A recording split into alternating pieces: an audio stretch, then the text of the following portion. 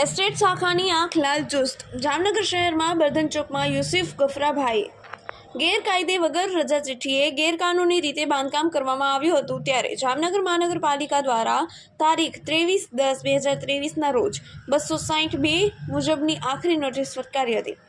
તેમ છતાં આ ગેરકાનૂની બાંધકામ ચાલુ જ રાખતા રમેશભાઈ કટારમલ, તંત્રી શ્રી પ્રજા નોસુરવાળાએ કમિશનર D.N. મોદી સાહેબ તથા ડેપ્યુટી કમિશનર ભાવેશભાઈ જાની સાહેબ તથા deputy town planning officer Shri Bhatt સાહેબ તથા એસ્ટેટ ઓફિસર શ્રી નીતિનભાઈ દીક્ષિત તથા એસ્ટેટ શાખાના કંટ્રોલિંગ ઓફિસર વરણવા સાહેબ તથા એસ્ટેટ શાખાના દબાણ નિરીક્ષક શ્રી સુનિલ ભાનુશાલીએ અસંખ્યવાર લેખિતમાં રજૂઆત કરી હતી.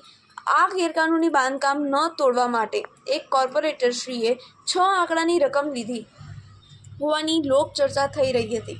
આ ગેરકાયદે બાંધકામ ચાલુ થયું હતું, ત્યારે જ રમેશભાઈ કટારમલે લેખિતમાં જામનગર મહાનગરપાલિકાના સત્તાવાળાઓ સમક્ષ રજૂઆત કરવામાં આવી હતી. સત્યનો હંમેશા વિજય થયો છે અને થવાનો છે.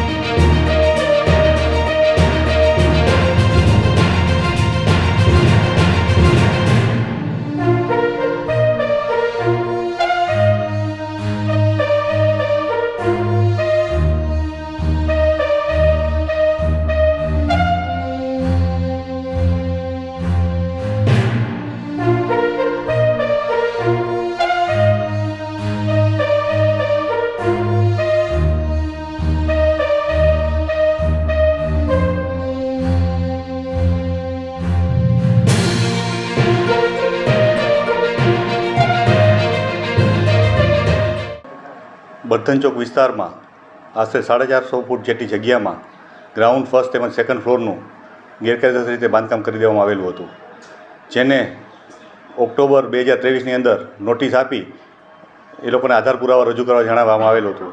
તે લોકો દ્વારા કોઈપણ જાતના આધાર પુરાવા રજૂ ના કરતા ઓક્ટોબર મહિનામાં જ 262 અન્વયે ડિમોલિશન કરવાનો ઓર્ડર થઈ ગયેલો હતો.